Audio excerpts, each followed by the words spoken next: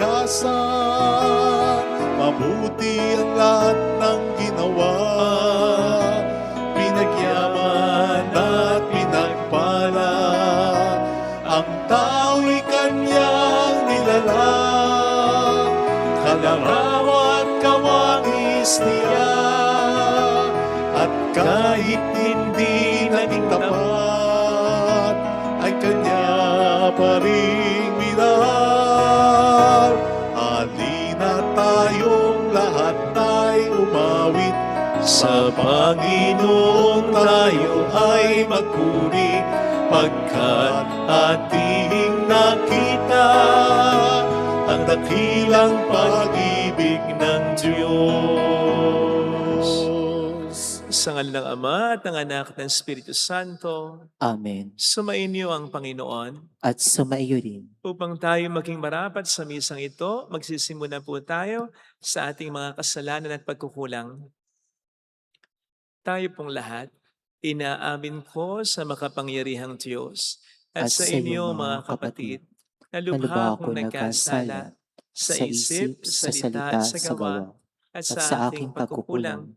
Kaya sinasamo ko sa mahal na Birheng Maria, sa lahat ng mga anghel at mga banal, at sa inyo mga kapatid, na ako'y panalangin sa Panginoong ating Diyos.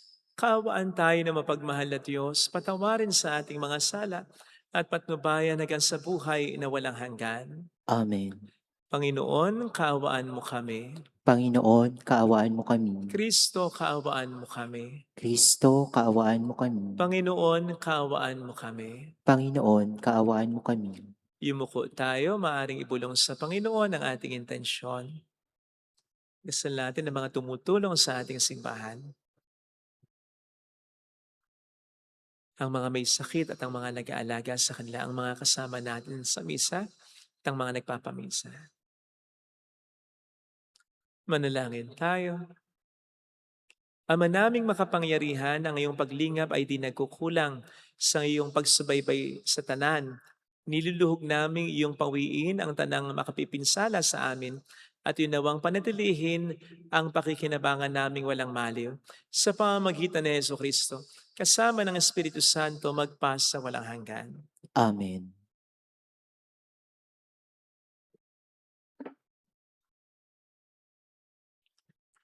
Ang salita ng Diyos mula sa ikalawang sulat ni Apostol San Pablo kay Timoteo.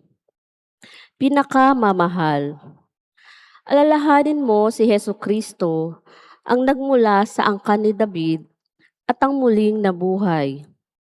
Ito ang mabuting balitang ipangangaral ko, ang dahilan ng aking pagdurusa hanggang sa magapos na tulad na isang salarin. Ngunit hindi may gagapos ang salita ng Diyos. Pinagtitiisan ko ang lahat ng bagay alang-alang sa mga hinirang ng Diyos, upang magtamo rin sila ng kaligtasang mula kay Kristo Jesus at ng walang hanggang kaluwalhatian. Narito ang kasabihang mapananaligan. Kapag tayo namatay, nakalakip ni Jesucristo, walang salang mabubuhay na kasama niya tayo. Kung tayo man ay magtiis ng hirap sa mundong ito, maghahari naman tayong kapiling ng ating Kristo. Kapag siya'y itinakwil sa harapan ng mga tao, pagdating ng takdang araw, itatakwil niya tayo. Kung tayo may hindi tapat, si Kristo ay tapat pa rin, sapagkat ang sa Kanya ay hindi niya itatakwil. Ipaalala mo sa kanila ang mga bagay na ito at pagbilinan mo sila. Sa ngalan ng Diyos, na huwag magtalo-talo ng walang kabuluhan. Walang ibubungang mabuti ang ganitong pagtatalo. Manapay, kapahamakan ng nakikinig. Pagsikapan mong maging karapat-dapat sa Diyos. Manggagawang walang dapat ikaya at tapat nagtuturo ng katotohanan. Ang salita ng Diyos. Salamat sa Diyos. Poon ang iyong landasi, iyong ituro sa akin. Poon ang iyong landasi, iyong ituro sa akin. Ang kalooban mo'y ituro, O Diyos. Ituro mo sana sa aba mong lingkod. Ayon sa matuwid, ako ay turuan. Ituro mo poon ang katotohanan.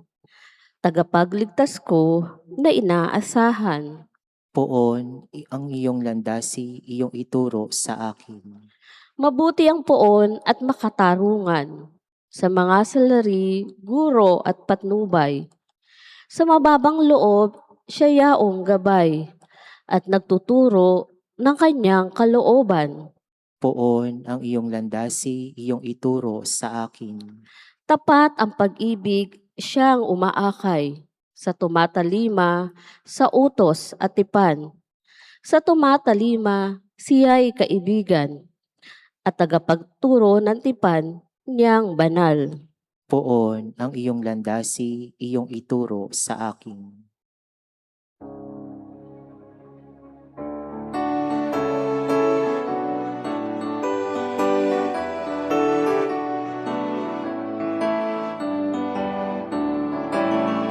Alleluia, Alleluia, Alleluia.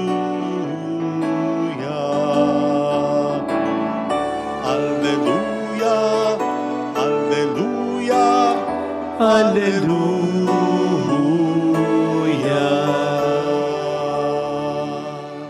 Sumainyo ang Panginoon. At sumaiyo rin. Ang mabuting balita po ng Panginoon ayon kay San Marcos. Papuri sa iyo, Panginoon.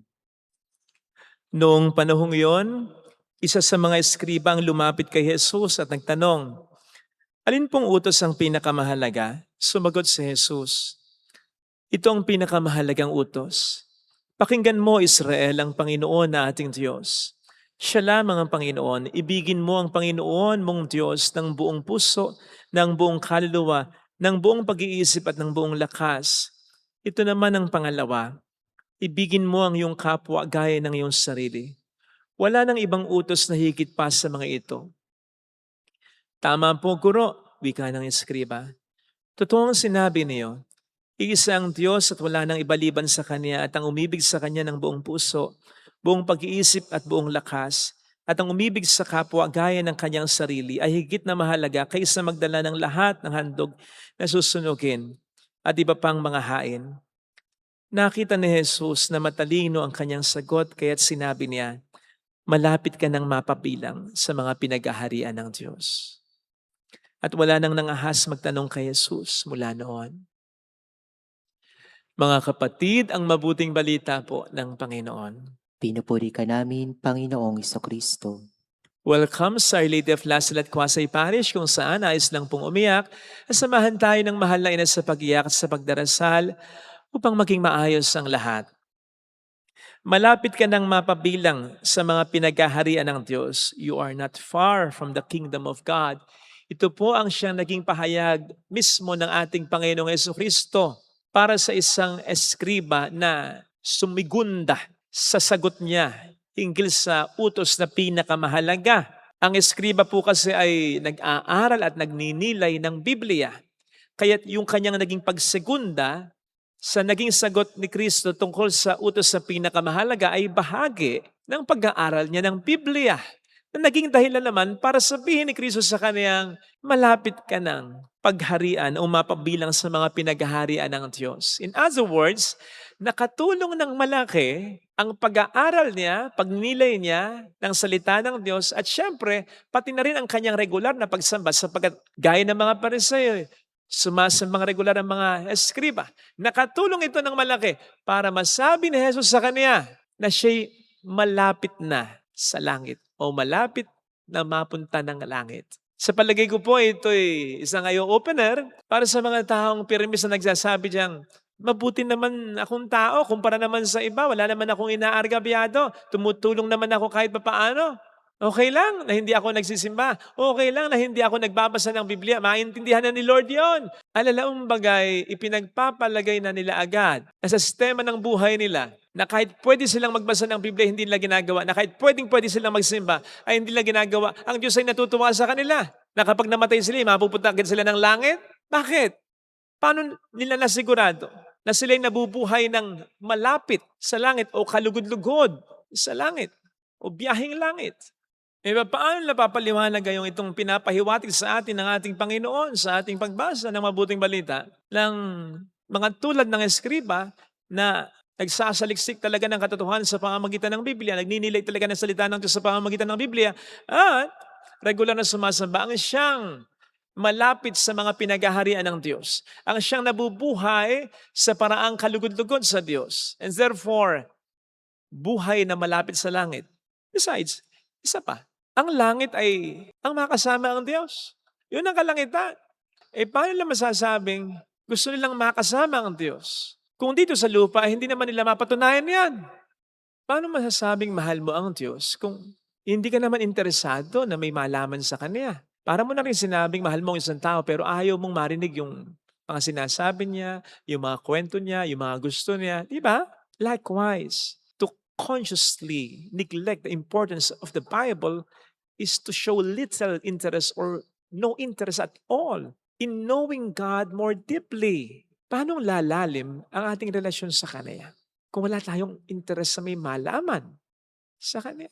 Kaugnay niyan, ang banal na Eucharistia ay ang isa nga sa pinakamahalagang sakramento ng presensya ng Diyos dito sa mundo, dito sa lupa. Paano nating masasabing gusto nating makasama ang Diyos sa kalangitan nang walang hanggan kung hindi natin ma-enjoy ang misa na kahit isang oras lang? Tinitingnan pa natin, obligasyon natin, ang pagsisimba. Kung mahal talaga natin ang Diyos, hindi magiging burden sa atin ang pagsisimba, hindi magiging obligasyon. Natural nating mararamdaman naman ang pangangailangan na magsimba dahil alam natin sa misa ay nakakasama natin ang Panginoon. Mga kapatid, tandaan po natin, ang langit ay hindi lamang lugar para sa mga taong mabubuti. Ito ultimately ay estado kung saan napupunta ang mga tunay na nagmamahal sa Diyos. And those who truly love God desire to know Him, to hear Him, to worship Him. Something na gagawin pa rin natin when we get to heaven. We will eternally know Him, hear Him, and worship Him.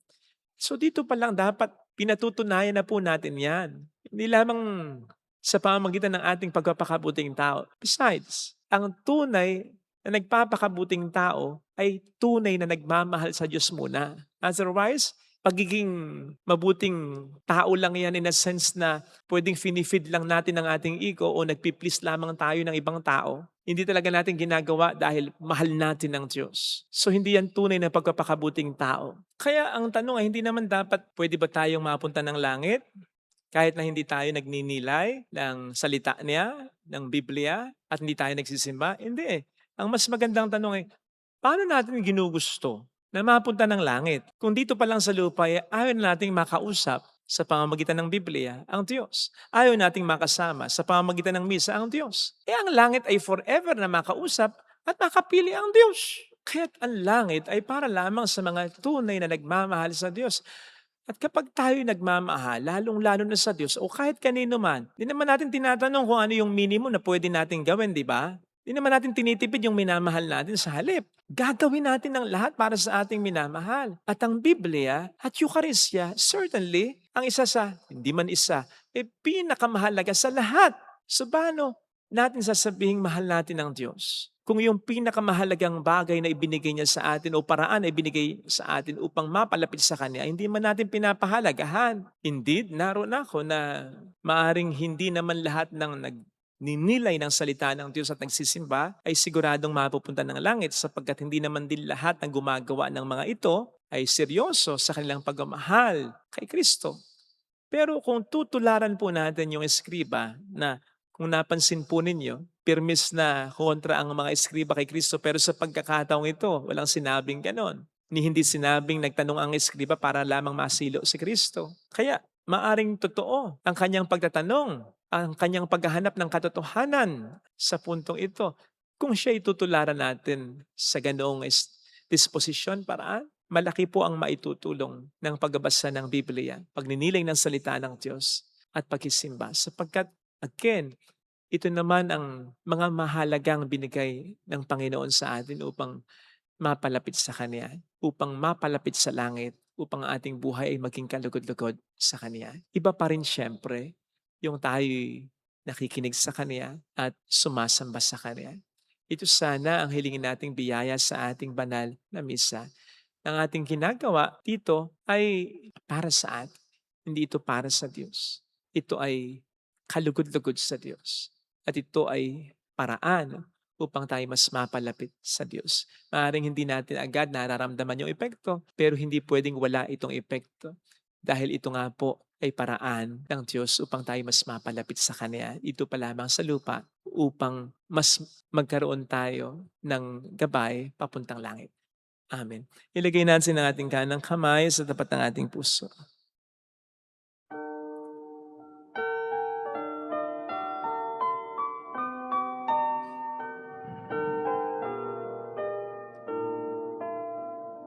Alam kong may magagawa ang Alam Diyos. kong may magagawa Makapangyarihan siya. ang Diyos. Alam kong may magagawa ang Diyos. Alam kong may magagawa Walang imposible sa Kanya. ang Diyos. Kung ako'y magtatapat, Kung ako'y magtatapat sa Kanya'y maglilingkod. sa Kanya'y maglilingkod. Alam kong may magagawa ang Alam Diyos. kong may magagawa ang Diyos. Alam kong diringkin ng Diyos ang samo ko. Alam kong Sapagkat anak niya ako. diringkin ng Diyos ang samo ko. Alam kong diringkin ng Diyos ang samo ko. Alam kong diringkin ng Diyos Sapagkat mahal ang niya. samo ko. Kung ako'y magtatapat, Kung ako'y magtatapat sa Kanya'y maglilingkod. sa Kanya'y maglilingkod. Alam kong diringkin ng Diyos ang samo Kung ko. diringgin ng Diyos Pumikit ang tayo. samo ko. Panginoon, ipinagdarasal po namin ang mga tao, lalo na ang mga taong mahalaga sa amin na hindi nakakakita ng halaga ng pagninilay ng salita mo at pagsisimba. Yung pinipilit pa, yung mas pinapahalagahan ang ibang bagay kesa pagninilay na sa Biblia at pagsisimba. Magising nawa sila sa katotohanan na ito'y bigay mo sa amin upang kami mas mapalapit sa iyo, mas magabayan mo, mas makita ang katotohanan tungkol sa iyo. Tulungan mo rin po kami na lagi namang nagdarasal at nagsisimba upang makita rin namin ang halaga nito sa buhay namin. Hallelujah! Nang hindi kami tinatamad, nang hindi kami nawawala ng pag-asa, kahit pa may mga nangyayaring hindi maganda. Siya ay muling babalik sa atin, sapagkat ito ay pagpisan mo, pananatili mo sa buhay namin sa mundong ito. Makita nawa namin ang katotohanan ito. Hallelujah! Na iba pa rin na kami nagninilay ng salita mo, iba pa rin yung kami nagsisimba kesa sa hindi, upang tayo ay tulungan mo po kami makita ang halaga nito.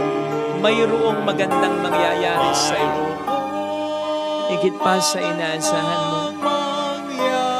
Kung lalapit ka kay Jesus at kung gagamitin mo ang mga paraan na binigay na niya upang tayo mapalapit sa Kanya, ang Biblia, ang misa, napakahalaga ng dalawang yan maniwala.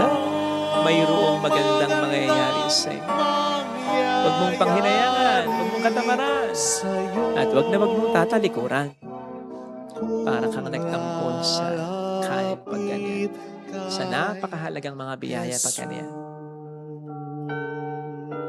Papuri sa Ama at sa Anak sa Espiritu Santo. Kapara na sa una-una, ngayong magpakailanman, magpasawalang hanggan. Amen. Pag-aalay.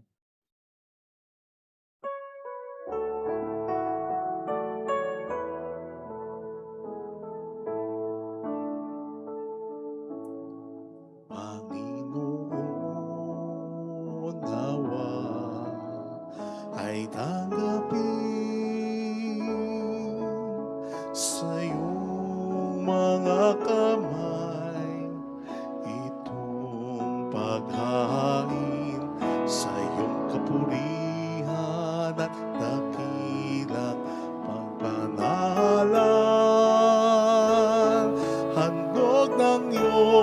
sambayan ng banal. Panginoon, nawa ay tanggapin sa iyong mga kamay itong paghain sa iyong kapurihan at dakilang kabanalan. Handog ng iyong sambayan ng banal. Handog ng iyong sambayan ng banal. Manalangin tayo, pang ating handog ay maging kalugod-lugod sa Diyos amang makapangyarihan. Tanggapin nawa ng Panginoon itong paghahain sa iyong mga kamay, sa kapurihan at karangalan sa ating kapakinabangan at sa buong sambayan niyang banal. Ama naming lumikha, sa iyong katapatan kami nagtitiwala. Ngayong ang mga alay ay aming inihahanda at inihain dito sa banal mong dambana. Sa kagandahang loob mo sa amin dumadalisay, kami naway makaganap ng may malinis na kalooban sa paglilingkod namin sa banal na pagdiriwang sa pamamagitan ni Heso Kristo. Kasama ang Espiritu Santo magpasa walang hanggan. Amen. Sumainyo ang Panginoon. At sumaiyo rin. Taas sa Diyos ang inyong puso at diwa. Itinaasa namin sa Panginoon. Pasalamatan ng Panginoong ating Diyos. Marapat na siya'y pasalamatan. Ama naming makapangyarihan, tunay nga pong marapat na ikaw ay aming pasalamatan.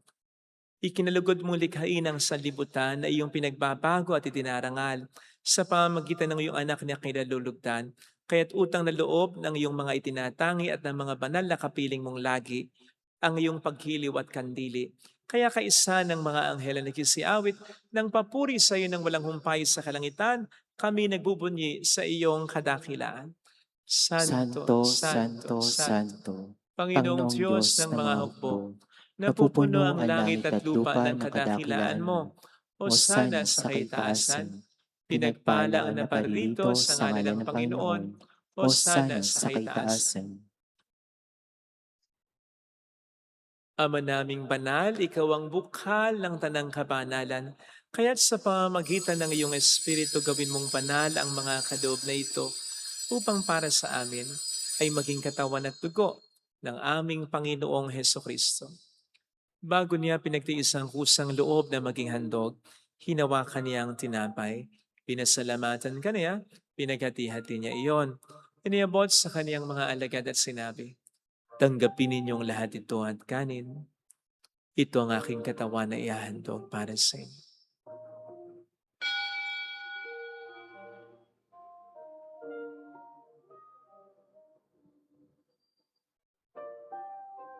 Gayun din naman ang matapos ng hapunan, ninawakan niya ang kalis, muli kaniyang pinasalamatan. Iniabot niya ang kalis sa kaniyang mga alagad at sinabi, tanggapin ninyong lahat ito at inumin. Ito ang kalis ng aking dugo ng bago't walang hanggang tipan. Ang aking dugo na ibubuhos para sa inyo at para sa lahat.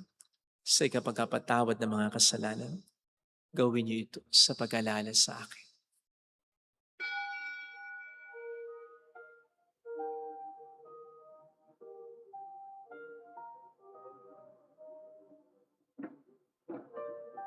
Ang misteryo ng ating pananampalataya. Si Kristo'y namatay, si Kristo'y nabuhay, si Kristo'y babalik sa wakas ng panahon.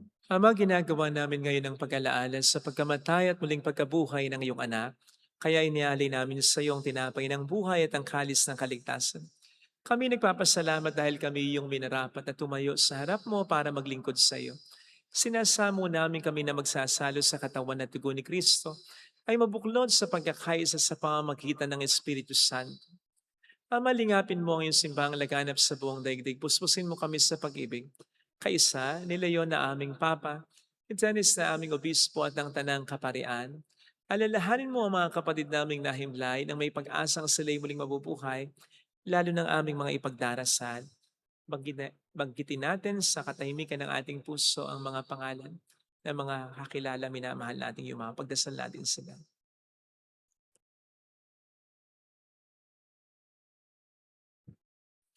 Kaawaan mo sila at patuloyin sa iyong kaliwanagan.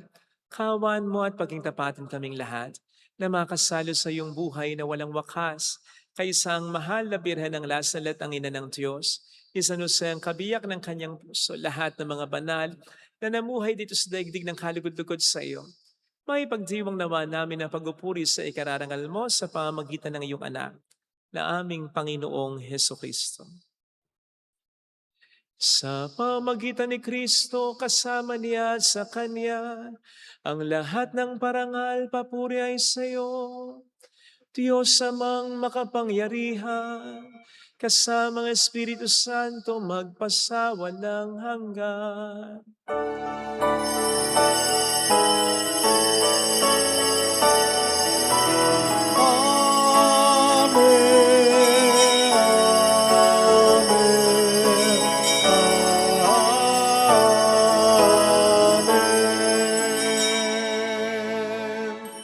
Tumawag tayo sa ating Ama.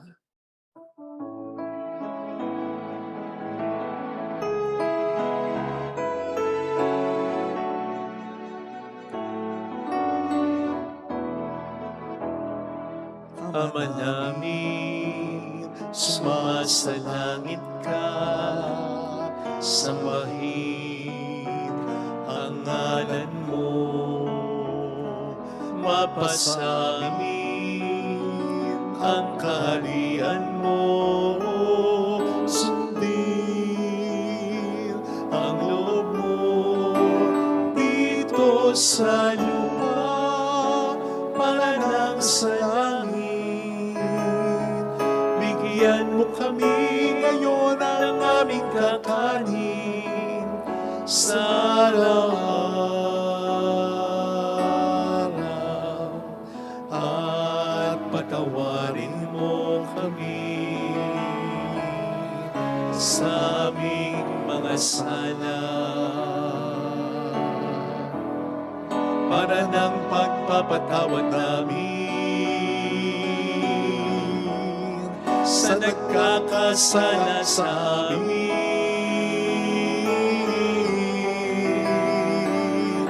At huwag mo kami ipahintulot sa tukso, at iadya mo kami sa lahat ng masama.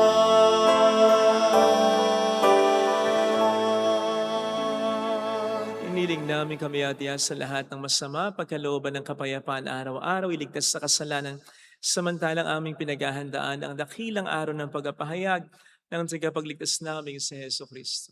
Sapagkat iyong kaharian, ang kapangyarihan at ang kapurian, magpakailanman. Amen. Panginoong Heso Kristo, sinabi mo noon, sinasabi mo rin sa amin ngayon, kapayapaan ang iniiwan ko sa inyo, aking kapayapaan ang ibinibigay ko. Tunghayin mong aming pananampalataya, wag ang aming pagkakasala. Pagkalooban mo kami ng kapayapaan at pagkakaisayon sa iyong kalooban, kasama ang Espiritu Santo, magpasa walang hanggan. Amen. Ang kapayapaan ng Panginoon ay sumainyo daw ang lahat. At sumaiyo rin. Magbigayan tayo ng kapayapaan sa isa't isa.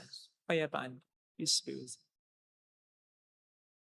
Kordero ng Kordero Diyos na na nag-aalis nag-aalis sa ng mga kasalanan ng sanlibutan, maawa ka sa amin. Kordero ng Diyos na nag-aalis ng mga kasalanan ng sanlibutan, maawa ka sa amin. Kordero ng Diyos na nag-aalis ng mga kasalanan ng sanlibutan, ipagkaloob mo sa amin ang kapayapaan. Narito sa harap natin ng Panginoon ang ating buhay at kaligtasan. Mapalad tayong inaanayahan. Panginoon, hindi ako karapat-dapat na magpatuloy sa iyo, ngunit sa isang salita mo lamang ay gagaling na ako.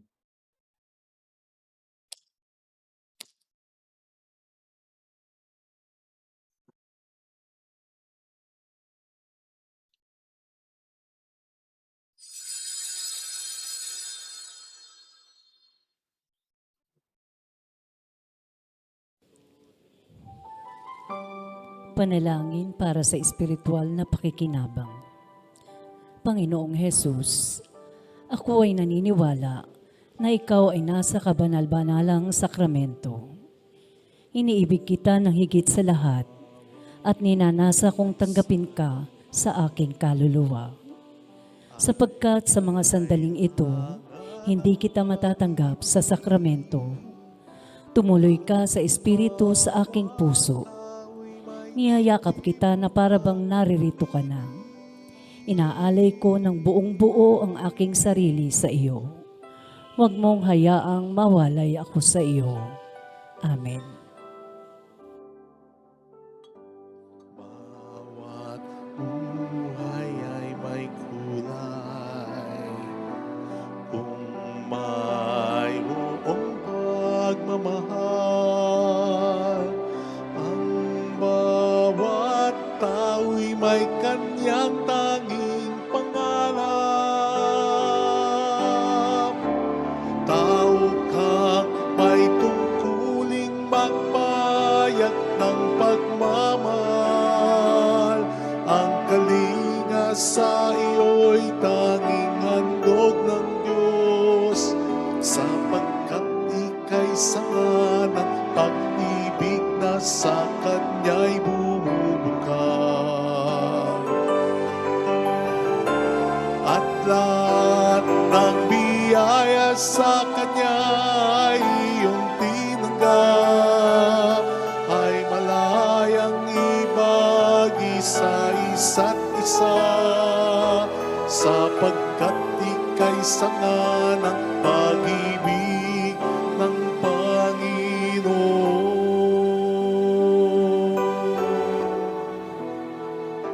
Sapagkat ika'y sanga ng pag-ibig ng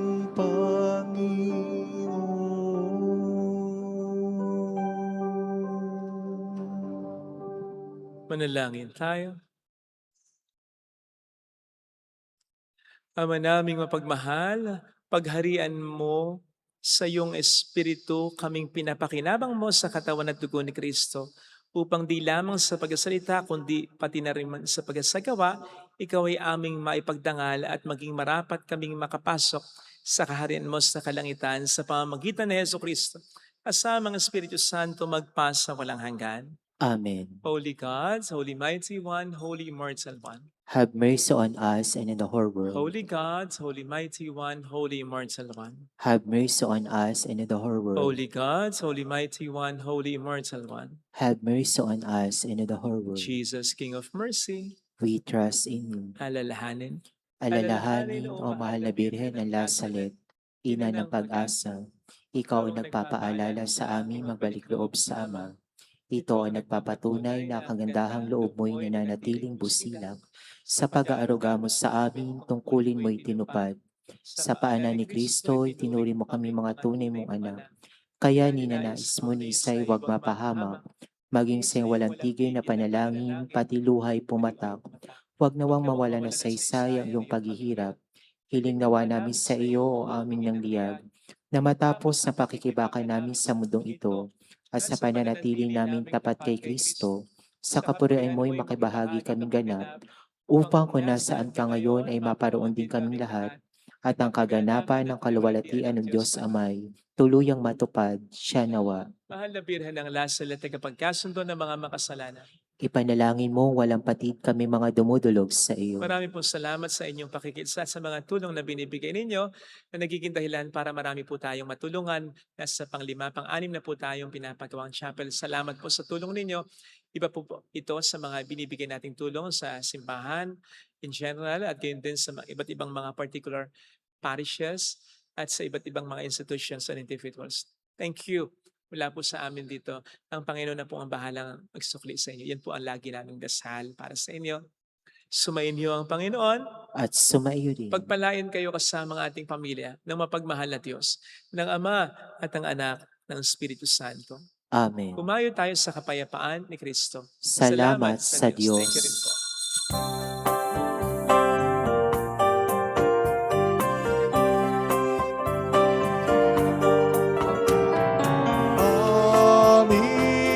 Aming iniaalay ang pag-ibig na walang kapantay. Okay, Sarap mabuhay kung may nagmamahal. pagmamahal na tunay at laging darisay. Ang Birhen kong humiling ay walang sintamis, pagsindang sa kalinis sa iyo hanggang langit. O Birhen, Birheng mahal, sa awit at sa dasal